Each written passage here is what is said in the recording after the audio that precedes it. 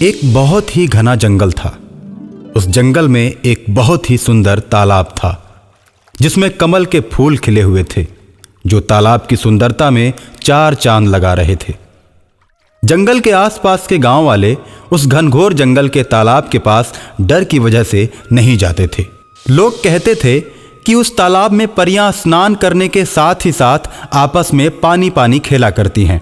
जो कोई भी उधर उनको देखने जाता परियों के जादुई प्रभाव से बीमार पड़ जाता था। तालाब से कुछ ही दूरी पर रामपुर नाम का एक गांव था जिसमें राजू नाम का एक छोटा सा लड़का अपने मम्मी पापा के साथ रहता था। उसके मम्मी पापा बहुत ही गरीब थे, इसलिए उसके लिए खिलौने भी नहीं खरीद पाते थे। राजू अक्सर खेतों की मिट्टी से ही खेला करता था। मिट्टी से टेढ़े मेढ़े खिलौने तैयार करके वो खूब खुश हो जाता था। बेटा राजू, मिट्टी मिट्टी नहीं खेला करते, देखो तुम्हारे कपड़े कितने गंदे हो गए। माँ, मैं मिट्टी मिट्टी नहीं खेलूंगा, लेकिन मेरे लिए खेलने के लिए खिलौने तो ला दो। ठीक है, मैं बाजार से जाकर खिलौने ला दूंगी। माँ की बात सुनकर राजू खुश हो जाता है। राजू के मम्मी पापा उसे घर पर अकेले ही छोड़कर बाजार की तरफ जाते हैं और जाते हुए राजू से कहते हैं, बेटा इधर उधर मत जाना और जंगल में उस तालाब की तरफ तो बिल्कुल भी मत जाना। ठीक है पापा, मैं घर छोड़कर कहीं नहीं जाऊंगा। मम्मी पापा के जाने के बाद राजू के मन में तालाब और जंगल घूमने लगते हैं और वो उन्हें देखना चाहता है। राजू खुद को रोक नहीं पाता और जंगल की तरफ चल देता है और कुछ ही दूरी पर वो परियों को स्नान करते हुए देखता है। सुंदर सुंदर प्यारी प्यारी परियों को देखकर राजू खुश हो जाता है, लेकिन डर की वजह से उनके पास नहीं जाता है। परियां पानी पानी खेलती हैं और शाम होते ही वो गायब हो जाती हैं। जाते समय परियों को ख्याल नहीं रहता, पर एक छोटी परी तालाब में छूट जाती है। छोटी परी चल तो सकती है लेकिन उड़ नहीं सकती क्योंकि उसके पंख बहुत ही छोटे हैं। राजू उस नन्ही परी को अकेले देखता है तो उसके पास जाता है और उससे कहता है, बहन, तुम्हारा नाम क्या है? मैं परी हूँ और मेरी मम्मी का नाम सोन परी है। तुम हमारी दोस्त बनोगी? हम लोग साथ साथ खूब खेलेंगे। परी और राजू खेलने लगते हैं। परी राजू के साथ खेलते खेलते उसके घर आ जाती है। शाम को राजू के मम्मी पापा जब राजू के साथ परी को देखते हैं तो उससे कहते हैं, राजू तूने ये क्या कर दिया? अब तो परियां क्रोध में आकर हम सबको श्राप दे देंगी। क्यों डरते हो अंकल? ऐसा कुछ भी नहीं होगा। मैं तो राजू के साथ खेलूंगी, फिर मेरी मम्मी आएगी और मुझे लेकर जाएगी और बदले में राजू को ढेर सारे खिलौने देगी।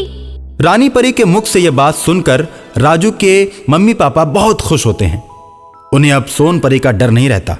रानी परी और राजू फिर एक साथ खेलने लगते हैं। अरे राजू, तुम्हारे घर में तो एक भी खिलौना नहीं है। मम्मी, तुम बाजार से खिलौने लाने की बोली थी ना, मेरे खिलौने कहाँ हैं? बेटे, आज मेरे पास पैसे नहीं है, कल मैं तुम्हारे लिए जरूर खिलौने लेकर आऊंगी।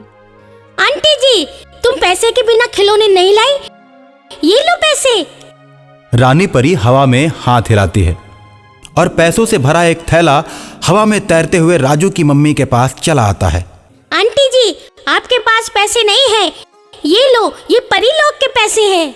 ये पैसे सोने के होते हैं, आप इन्हें बेचकर अच्छा सा घर बना लो। मेरे और राजू के लिए बहुत सारे खिलौने लेकर आओ। राजू के मम्मी पापा सोने के सिक्कों को देखकर बहुत ही खुश होते हैं और कुछ ही दिनों में सोने के सिक्कों को बेचकर बहुत बड़ा घर बनवा लेते हैं। और उसके बाद राजू के मम्मी पापा अपने गांव में सबसे ज्यादा अमीर हो जाते हैं।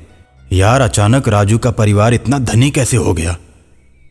राजू तो कुछ दिनों से घर से बाहर भी नहीं निकल रहा है। चलो हम पता लगाते हैं कि मामला क्या है। गांव वाले छुप छुप कर राजू के घर की बात को सुनते हैं। राजू के घर से परी की आवाज आती है। वे लोग समझ जाते हैं कि परी के चलते ही राजू का परिवार इतना धनी हुआ है और गांव वाले मुखिया से जाकर कहते हैं, राजू के साथ साथ उस नन्ही परी को भी चौपाल पर लाया जाए। हम भी परी को देखना चाहते हैं। राजू, मैं तो इंसानों के बीच नहीं रहती, वो तो तुम मेरे दोस्त बन गए थे, इसलिए मैं तुम्हारे घर आ गई। मुझे चुपके से तालाब की तरफ ले चलो, मेरी माँ वहाँ आई होगी। मैं अपनी माँ के साथ चली जाऊंगी, नहीं तो ये लोग मुझे मार देंगे। ठीक है, मगर मैं तुम्हें छोड़कर नहीं रह पाऊंगा।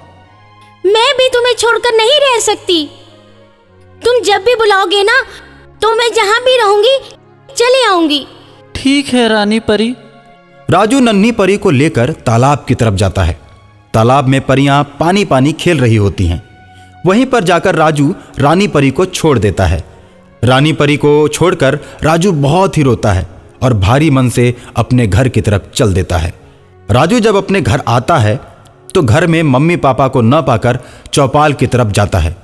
गांव वाले उसके मम्मी पापा को पेड़ से बांधकर उससे पूछते हैं, बता परी कहाँ है? हम दोनों नहीं जानते कि परी कहाँ है और वो राजू के साथ कहाँ गई हुई है। ठीक है, जब तक राजू परी को लेकर नहीं आ जाता हम लोग इंतजार करेंगे और जैसे ही वे दोनों आएंगे तुम लोगों को खोल दिया जाएगा। राजू चौपाल पर आता है और अपने मम्मी पापा को बंधा हुआ देखकर मुखिया से कहता है, प्रधान जी, आपने मेरे मम्मी पापा को क्यों बांधा है? ये तो बहुत गलत बात है। उन्होंने कौन सा अपराध किया है? क्या आपके गांव में गरीब का अमीर हो जाना अपराध माना जाता है? अरे ये तो बहुत बोलता है, इसे भी बांध दो। गांव वाले राजू को उसके मम्मी पापा के साथ बांध देते हैं। राजू संकट में पड़कर रानी परी को याद करता है। मम्मी, मेरा दोस्त संकट में पड़ा हुआ है, उसकी मदद करो ना। रानी परी की बात सुनकर सोन परी अपनी सहेलियों के साथ चौपाल पर आ जाती है और मुखिया सहित पूरे गांव वालों को जादुई छड़ी से बांध देती है। राजू और उसके मम्मी पापा को आजाद कर देती है। गांव वाले राजू से माफी मांगने लगते हैं और कहते हैं कि दोबारा ऐसी गलती नहीं करेंगे। राजू सोन परी से कहकर गांव वालों को छुड़ा देता है।